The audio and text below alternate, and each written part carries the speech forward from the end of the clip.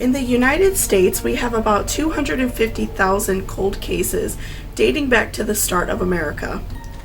Every year, around 6,000 more cases go unsolved. Today we are going to cover 3 cold cases that are unusual and seem as if they will never be solved. And before we jump into our case, please don't forget to hit that subscription button down below to be alerted every single time I post a new true crime story. On September 29, 1982, the people of Chicago, Illinois went into a mass panic because 7 people died from taking poisoned Tylenol pills. When investigators looked into what could have killed these people, Officer Nick Pichos compared the bottles of the victims Teresa Janis and Marie Kellerman and noticed they both had a similar control number, MC2880. Edmund Donahue, who was the deputy medical examiner, asked Nick to smell the bottle of the medication. The bottle smelled like almonds, so Edmund was able to determine that the Tylenol was laced with cyanide. Cyanide can cause cardiac arrest, respiratory failure, and seizures. When blood tests were taken from the victims, it was determined that they all took about 100 to 1,000 times the lethal amount. Johnson & Johnson, which was the parent company that produced Tylenol, recalled over 31 million bottles of the pills and offered to replace with new bottles. They were able to determine that the poisoning was not done inside of the factory, that it was mostly done by an outside person, possibly at a store, or somebody who maybe delivered the Tylenol. The company also offered a $100,000 reward to anyone who had information on the perpetrator. This incident caused the pharmaceutical companies to create safety seals to put on every type of medication, as well as many types of foods. And as we see, just a couple years ago when all those kids were licking ice cream tubs in the store, sometimes we definitely need safety seals on pretty much everything nowadays. No suspect has ever been charged or convicted of these poisonings. On September 7, 1996, rapper Tupac Shakur attended a Mike Tyson boxing match at the MGM Grand Casino in Las Vegas, Nevada. After the event was over, Tupac left with Suge Knight, who was the CEO of Death Row Records. Before they left the MGM, though, Tupac and his bodyguards had a confrontation with the Southside Crips gang. However, when the fight was broken up, Tupac was able to leave. While they were driving, they pulled into the intersection of Flamingo and Caval, and a white Cadillac pulled up next to them and shot out of the window. Tupac was shot 4 times, and Knight's head was grazed with a bullet fragment. Chris Carroll, who was the first officer to arrive at the scene, opened the car door and Tupac fell out of the car covered in blood.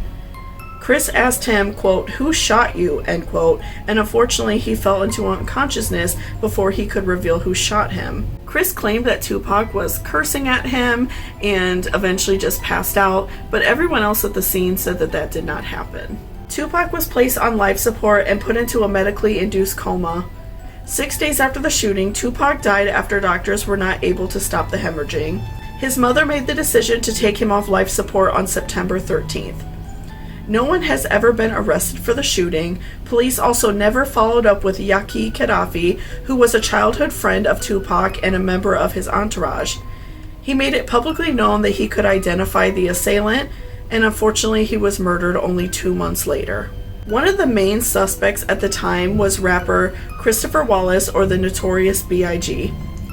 He denied any involvement and was able to produce an alibi showing that he was recording that night, but he unfortunately was also murdered only 6 months later on March 9th, 1997. So there are many conspiracy theorists that feel that Tupac is still alive. There are many, many photos online of men that look a lot like him in, different parts of the world, Cuba, New York, LA, all over the world, showing that he may still be alive.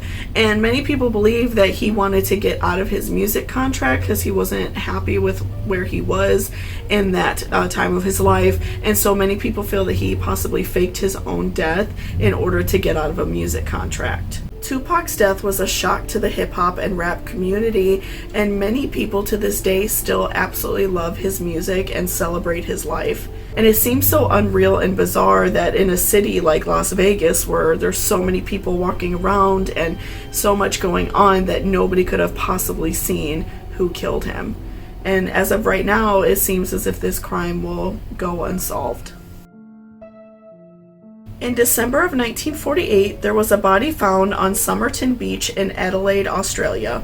The body was a male who was dressed fashionably in a suit and freshly polished shoes. He was found lying up against a wall, and this caused authorities to believe that he was poisoned or suffered from heart failure. They thought that maybe he was passing in the area and fell or lay down because he was in pain or feeling ill. This was quickly ruled out because the autopsy showed no trace of poison and he did not pass away from heart failure. There were no forms of identification on the man, no wallet, and the tags of his clothing were cut out. Police took fingerprints of the man and they were unidentifiable. They also released photos of the man in newspapers for months and no one ever came forward to identify him. 4 months after the body was found, police found a hidden pocket that was sewn up on the inside of his pants. The pocket contained a page from a book called the Rubaiyat, and the paper had words written on it that said, quote, "Tamam Shud," which means it has ended. The authorities searched for the book that had a missing page, but no one claimed to have a copy of the book, and 8 months later, the deceased man was buried. The book was turned into the police by a man who found the book in the back seat of his car that night after he was parked near Somerton Beach. He told investigators he thought nothing of it until he heard of the man and the only clue, the page in his pocket. The book had a phone number and a strange code the investigators still have had trouble decoding. The phone number belonged to Jessica Thompson, who was interrogated by the police and claimed she did not know the deceased man, but became ill when she saw his bust figure the police made of him. Jessica told investigators that she sold a copy of the book to a man named Alfred Boxall, but he still had the copy Jessica sold to him. With no other potential leads or any other evidence that has ever surfaced, it seems that the man at the beach will always be unidentified. So what do you all think of these cases? I find cold cases so interesting, especially ones that have like really weird just like clues and evidence, and especially like the Tupac case. Like it just seems so weird that, you know, Las Vegas is very busy. Like there's a ton of people walking around, there's a lot going on. So it just seems so weird that like not one person saw who this was or got a license plate or, you know, anything like that. And it was in the 90s, so I would imagine, you know, people probably had even like the throwaway cameras that no one was able to take a picture of the car or anything like that. It just seems so weird. So I would like to do an in-depth video about that at some point. If you all would like that, please let me know in the comments. I also would like to do a more in-depth video about the Tylenol story because that is crazy, and there are so many other things that tie into that I unfortunately couldn't put every detail in this video because it would be like ridiculously long if I did that for every case. But if you guys want like any in-depth videos on any of these cases, please let me know in the comments and I will definitely do that.